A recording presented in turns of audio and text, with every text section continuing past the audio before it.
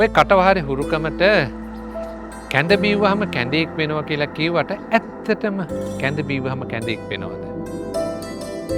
තිනු ඇත්තටම කොහොමද දන්නේ නේද මේකේ කැඳ බිව්වේ? ලලිපොත මහත්මයා අපිට කියන්නකෝ මේ කැඳවුරුව ගැන විස්තරයක්. දිනුක් මේ තියෙන්නේ අපේ මිහින්තලේ කැඳවුරුව. බොහෝ දෙනා මේකට මිහින්තලා බත්තුරුව කියලත් කියනවා. හැබැයි මේ බත්තුරුවක් නෙමෙයි මේක කැඳවුරුව. මේ කැඳවුරුවේ තියෙන විශේෂත්වය තමයි කැඳ වර්ග හදනවා.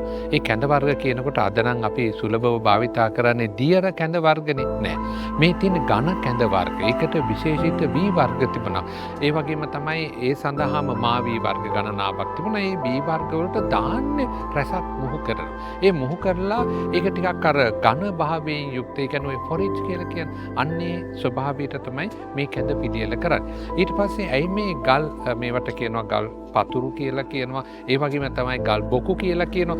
මේ ගල් බොකු වලින් මේ හදලා තියෙන හේතුව තමයි මේ ශෛලමේ ව්‍යුහය නිසා අර කැඳ පත් කැඳ ටික දැම්මට පස්සේ ඒවා නිමෙන්නේ නැහැ. ඒ උණුසුම් ස්වභාවයේ තියෙන විශේෂත්වයක් තිබුණා මිහින්තලාවේ. විශේෂත්වය තමයි භික්ෂුන් වහන්සේලාට මේ දානයේ පිණිස කැඳ ගෙනවිත් මේ පිරිනමලා තියෙන.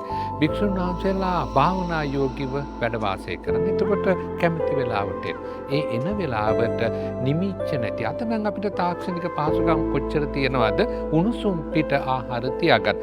ආහාර ආරක්ෂා කර ගැනීම කියන පිළිවෙතත් මේ හා බෙදලා තියෙනවා. මෙන්න මේ කියන දැනුම් සම්ප්‍රදාය නූතනයට ගලප ගන්න පුළුවන්. ඒ වගකීම නූතන තරුණ ප්‍රජාවට පැවරෙන සංස්කෘතික යුතුයකම්.